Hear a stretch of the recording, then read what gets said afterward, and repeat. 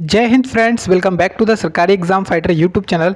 दोस्तों, अगर आपका भी एसएससी एमटीएस का पेपर है तो उस पेपर से पहले ये वीडियो आपके लिए बहुत ज़्यादा इंपॉर्टेंट है। इस वीडियो में हम आपके लिए कुछ इंपॉर्टेंट क्वेश्चंस को लेकर के आए हैं जो कि एसएससी ने प्रीवियस एग्जाम्स में पूछे हैं और एसएससी हर बार इन क्वेश्चंस को रिपीट करता है। तो चलिए शुरुआत करते हैं पहले क्वेश्चन से। पहला क्वेश्चन पूछा गया है, क्वेश्चन में बोल रहा है कि पंडित शिव कुमार शर्मा का संबंध निम्नलिखित में से किस नामक संगीत से है। देखिए, जो पंडित शिव कुमार शर्मा जी जो है ना, इनका संबंध है संतूर वादन से। ये संतूर बजाते हैं, संतूर वादन से इनका संबंध है। और देखिए, ये क्वेश्चन जो है ना हर एग्ज़ाम में पूछा जा रहा है। एसएससी के जितने भी एग्ज़ाम हैं उनमें सभी में पूछा जा रहा है। तो इसको याद कर लीजिए, पंडित शिव कुमार शर्मा जी का संबंध किससे है? संतूर वादन से। इसको याद कर लीजिए। अब देखिए, उतने से काम नहीं चलने वाला है कि मैंने आपको बता दिया कि पंडित शिव कुमार शर्मा संतूर वादक हैं। उतने से काम नहीं चलेगा, क्योंकि अगर आपको एग्ज़ाम क्वालिफाई करना है तो उनसे संबंधित कुछ चीज़ें भी पढ़नी पड़ेंगी।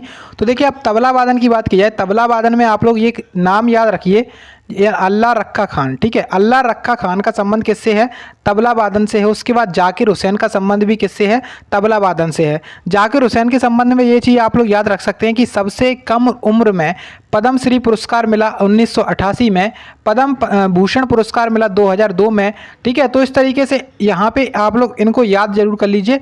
जाकिर हुसैन का संबंध है तबला वादन से। और भी यहाँ पे नाम लिखे हैं, आप लोग अपने हिसाब से पढ़ सकते हैं। अल्लाह रक्का खान और जाकिर हुसैन आपको याद करने ही करने हैं। साथ ही साथ आपको यहाँ पे किशन महाराज, इनको आप लोग जरूर याद करेंगे। ठीक है, नेक्स्ट देखिए, यहाँ पे अब आते हैं सितार वादक। सितार वादक में आप लोग पंडित रविशंकर जी को आप लोग याद कर लीजिए, बहुत ज़्यादा इंपॉर्टेंट है। उसके बाद यहाँ पे पंडित रविशंकर जी को भारत रत्न भी प्राप्त हुआ है 1999 में। ठीक है, उसके बाद इन्हें पद्म विभूषण से भी सम्मानित किया गया है 1981 में, पद्म भूषण से सम्मानित किया गया है 1967 में। ठीक है, तो यहाँ पे एक फेमस नाम है पंडित रविशंकर। इनका संबंध किससे है? सितार वादन से इनका संबंध है। इसको याद कर लीजिए। इनकी एक आत्मकथा है, ऑटोबायोग्राफी है, जिसका नाम है माई लाइफ माई म्यूजिक। तो किसकी आत्मकथा है? ये है अपनी पंडित रविशंकर की आत्मकथा। ठीक है, बांसुरी वादन से आप लोग देख सकते हैं, बांसुरी वादन में आप लोग हरिप्रसाद चौरसिया और पन्नालाल घोष, हरिप्रसाद चौरसिया और पन्नालाल घोष आप लोग इस तरीके से याद कर सकते हैं। कैसे याद होगा इसमें? आप लोग देखिए, बांसुरी यहाँ पे जो है ना, बांसुरी कौन बजाते थे? जो अपने कृष्ण भगवान हैं वो बजाते थे। और कृष्ण भगवान को ही क्या कहते थे? कृष्ण भगवान को ही हरि कहा जाता था, हरि। ठीक है, तो इस तरीके से आप लोग याद रख सकते हैं, हरिप्रसाद चौरसिया, पन्नालाल घोष, उसके बाद राजेंद्र प्रसन्ना और राजेंद्र कुलकर्णी। ठीक है, यहाँ पे इनको जरूर याद कर लेंगे। उसके बाद आप लोग देख सकते हैं शहनाई वादन में, तो शहनाई वादन के लिए आप लोग बिस्मिल्लाह खान को जरूर याद करेंगे, क्योंकि इन्हें चारों शीर्ष सम्मान, जो अपने भारत के 4 शीर्ष सम्मान है, जैसे भारत रत्न, पद्म भूषण, पद्म विभूषण, पद्म श्री, चारों से सम्मानित किया गया है। उसी के साथ साथ इन्होंने 15 अगस्त 1947 को लाल किले पर शहनाई बजाई थी। इस वजह से ये और भी ज़्यादा इंपॉर्टेंट हो जाते हैं। तो बिस्मिल्लाह खान का संबंध किससे है? शहनाई वादन से इनका संबंध है। ठीक है, और भी आप लोग यहाँ पे देख सकते हैं, बहुत सारे हैं। आप लोग मैं इसकी पीडीएफ अपने टेलीग्राम चैनल पे डाल दूंगा, वहाँ से आप लोग इसको जरूर पढ़ लीजिएगा। अब देखिए, नेक्स्ट प्रश्न में आपसे पूछा गया है, मिनहाज ए सिराज, बहुत ही ज़्यादा इंपॉर्टेंट है। मिनहाज ए सिराज निम्नलिखित में से किस शासक का इतिहास में लिपिबद्ध किया था? देखिए, जो मिनहाज ए सिराज है वो किसके शासनकाल में था? तो यहाँ पे रजिया सुल्तान था। ठीक है, रजिया सुल्तान के शासनकाल में था। रजिया सुल्तान दिल्ली सल्तनत की पहली महिला सुल्तान थी, पहली महिला शासिका थी। इसने जो गद्दी पर बैठी, ये गद्दी पर कब बैठी? तो 1236 में गद्दी पर बैठी थी। उसके बाद इसकी हत्या कर दी गई 1240 ईस्वी में, और ये गुलाम वंश की शासिका थी जिसका नाम था रजिया सुल्तान। ठीक है, चलिए अब देखिए, नेक्स्ट प्रश्न में आपसे पूछा गया है आर्य समाज के बारे में। आर्य समाज सुधार आंदोलन की स्थापना इनमें से किसने की है? आर्य समाज मैंने कई बार आपको पढ़ाया है, बार बार एसएससी रिपीट करता है क्वेश्चन को। आर्य समाज की स्थापना करी है स्वामी दयानंद सरस्वती ने। आर्य समाज की स्थापना स्वामी दयानंद सरस्वती जी के द्वारा करी गई है। उसके बाद यहाँ पे राजा राम मोहन राय हैं, तो इन्होंने ब्रह्म समाज की स्थापना की है। ब्रह्म समाज की स्थापना किसने की है? राजा राम मोहन राय ने ब्रह्म समाज की स्थापना की है। इसको जरूर याद कर लीजिए, पूछ लेगा एसएससी। नेक्स्ट में आपसे पूछा गया है, बास्केटबॉल में एक शॉट में अधिकतम कितने अंक स्कोर किए जा सकते हैं? देखिए, जो अपनी बास्केटबॉल होती है उसमें एक शॉट में हाईएस्ट कितने अंक स्कोर किए जा सकते हैं? तो उसमें आंसर लगाएंगे आप लोग, 4 अंक स्कोर किए जा सकते हैं। तो ऑप्शन तीसरा इस क्वेश्चन का करेक्ट आंसर हो जाएगा। नेक्स्ट क्वेश्चन आपका पूछा गया है ज्योग्राफी से। इसमें पूछ रहा है कि इनमें से किस प्रकार के वनों में 200 सेंटीमीटर से अधिक वर्षा होती है। 200 सेंटीमीटर से अधिक वर्षा जहाँ पे होगी तो वहाँ पे पाए जाएंगे उष्णकटिबंधीय सदाबहार वन, मतलब उष्णकटिबंधीय सदाबहार वन। और ये वन कैसे होते हैं, बहुत ही घने वन होते हैं।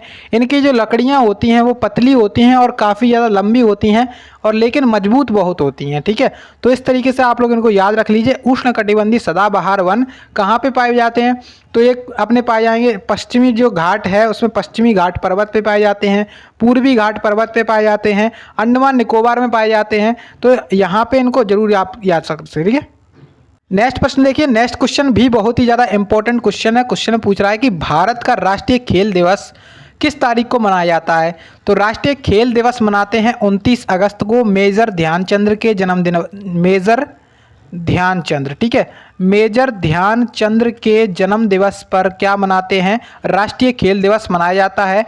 मेजर ध्यानचंद्र को हॉकी का जादूगर कहा जाता था। इनका संबंध हॉकी से है, मतलब ये हॉकी खेला करते थे। उसके बाद 26 जनवरी को गणतंत्र दिवस मनाया जाता है, क्योंकि 26 जनवरी 1950 को हमारा भारतीय संविधान लागू हुआ था।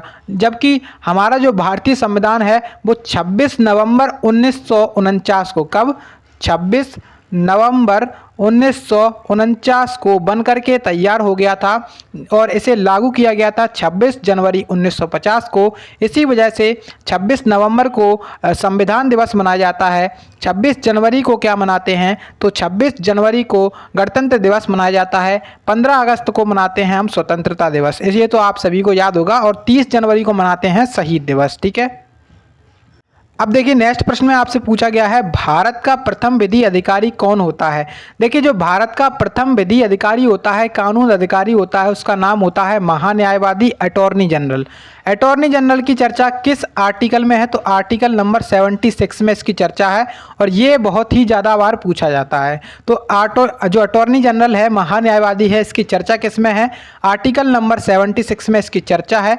ये राष्ट्रपति का प्रसाद पर्यंत होता है। ठीक है, उसके बाद यहाँ पे राष्ट्रपति की चर्चा किस में है, अगर इसके पद की बात की जाए तो पद इसका 52 के अनुच्छेद 52 के अंतर्गत आता है। राष्ट्रपति शपथ अनुच्छेद 60 के तहत लेता है। राष्ट्रपति को उसके पद से हटाने की प्रक्रिया को महाभियोग कहा जाता है और महाभियोग अनुच्छेद 61 के तहत लगता है। और राष्ट्रपति से संबंधित अनुच्छेद 72 है, जिसमें राष्ट्रपति के पास क्षमादान करने की शक्ति है और राष्ट्रपति किसी भी प्रकार की मृत्युदंड को भी समाप्त, मतलब क्षमादान के रूप में कर सकता है। ठीक है,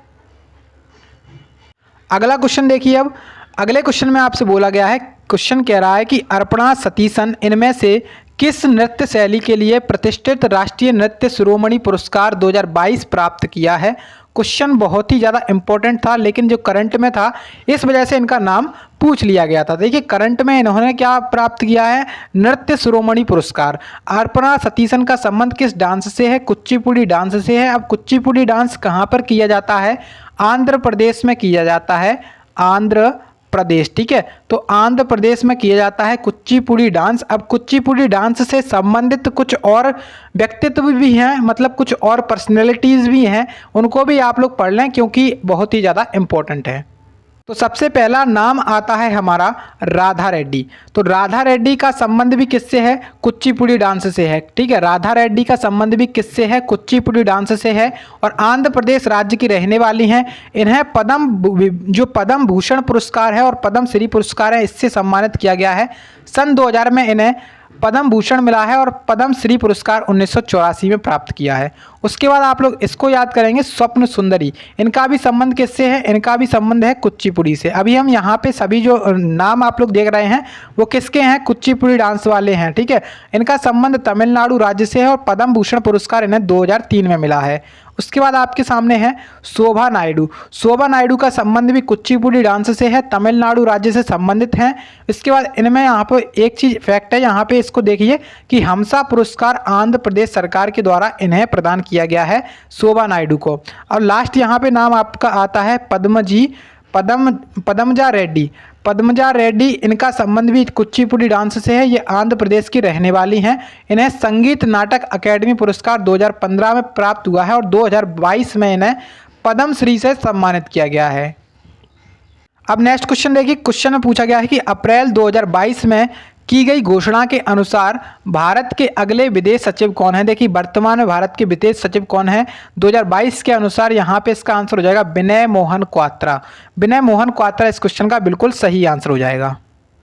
नेक्स्ट क्वेश्चन देखिए, क्वेश्चन में कह रहा है कि 2011 की जनगणना के अनुसार निम्नलिखित में से जो राज्य दिए गए हैं उनमें से कौन सा राज्य कम साक्षरता दर के मामले में तीसरे स्थान पर है। देखिए सबसे ज़्यादा साक्षर राज्य अपना केरल है, उसके बाद अपना जो सबसे कम साक्षर राज्य है वो अपना कहाँ पर है, बिहार। लेकिन यहाँ पे क्वेश्चन थोड़ा घुमाया गया है, क्वेश्चन में पूछा गया है कि कौन सा राज्य कम साक्षरता दर के मामले में तीसरे स्थान पर है, तो आंसर आपका राजस्थान होगा। ठीक है, राजस्थान इसका आंसर होगा, ऑप्शन नंबर पहला ही करेक्ट आंसर है। सबसे कम जनसंख्या वाला राज्य आपका सिक्किम हो जाएगा। ठीक है, नेक्स्ट क्वेश्चन देखिए, क्वेश्चन में कह रहा है कि निम्नलिखित में से कौन सा प्राणी जगत के एनेलिडा संघ यानी कि फाइलम का उदाहरण है, तो आंसर इसका हो जाएगा ऑप्शन नंबर 4 केंचुआ इस क्वेश्चन का सही आंसर हो जाएगा। जिसने साइंस पढ़ा होगा उसके लिए ये क्वेश्चन आसान होगा। अब देखिए नेक्स्ट क्वेश्चन, और नेक्स्ट क्वेश्चन में कह रहा है कि Kelucharan Mahapatra is associated with the dance from the India. तो केलुचरण महापात्र का संबंध किस डांस से है, तो उड़ीसी डांस से है। ठीक है, उड़ीसी डांस आप नाम से ही प्रसिद्ध है कि उड़ीसा में किया जाता है। ठीक है, अब देखिए अगला क्वेश्चन, और क्वेश्चन में कह रहा है कि बी.आर. अम्बेडकर यानी कि बाबा साहेब अम्बेडकर, भीमराव अम्बेडकर ने अस्पृश्यता के अपने अनुभवों के बारे में 20 पन्नों की आत्मकथा लिखी है, जिसे किसके रूप में जाना जाता है। तो देखिए इन्होंने क्या लिखा है, एक आत्मकथा लिखी है जिसे क्या कहते हैं, waiting for a visa. Waiting for a visa इस पुस्तक का नाम है, ऑप्शन यहाँ पे पहला करेक्ट आंसर हो जाएगा। अब देखिए यहाँ पे एक बात आई है अस्पृश्यता। अस्पृश्यता का मतलब होता है छुआछूत। अब इसके अंत की बात किस अनुच्छेद में करी गई है, तो अस्पृश्यता का अंत अनुच्छेद 17 में किया गया है। अनुच्छेद 17 में अस्पृश्यता के अंत की चर्चा की गई है। अगला क्वेश्चन देखिए, क्वेश्चन कहा गया है कि निम्नलिखित में से कौन सा भारत में एक शक शासक था। देखिए भारत में शक शासक था, तो रुद्रदामन इस क्वेश्चन का करेक्ट आंसर है। मिनांडर अशोक, देखिए अशोक कौन था, अशोक एक मौर्य शासक था। क्या था, अशोक मौर्य शासक था। जबकि शक शासक पूछा गया है तो रुद्रदामन इस क्वेश्चन का करेक्ट आंसर है। अब आपका काम ये है कि बिंदुसार, बिंदुसार किस वंश का शासक था, कमेंट बॉक्स में बताएंगे आप लोग।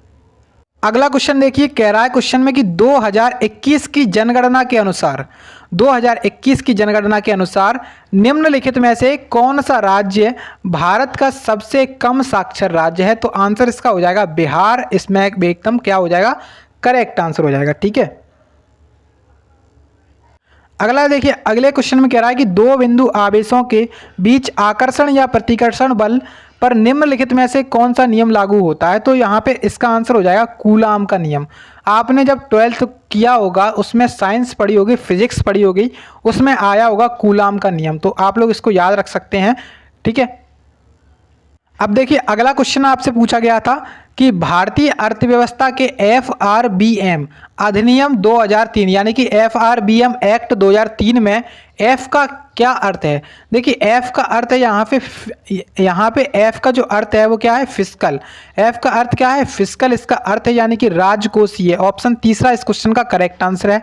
अब यहाँ पे नहीं रुकना है, इसका फुल फॉर्म जरूर देख लेना है। फुल फॉर्म यहाँ पे क्या है, तो फुल फॉर्म यहाँ पे है कि fiscal responsibility and budget management. Physical responsibility and budget management, इसका एक्ट कौन सा है, एक्ट यहाँ पे इसका है 2003 एक्ट। ठीक है, अब देखिए नेक्स्ट क्वेश्चन, और अगले क्वेश्चन में आपसे कह रहा है कि निम्नलिखित में से किसे भू आकृतिक प्रतिक्रियाओं में मंद संचालन के अंतर्गत वर्गीकृत किया गया है, तो आंसर इसका होगा ऑप्शन नंबर 2 मंद विरूपण। मंद विरूपण इस क्वेश्चन का एकदम सही आंसर है।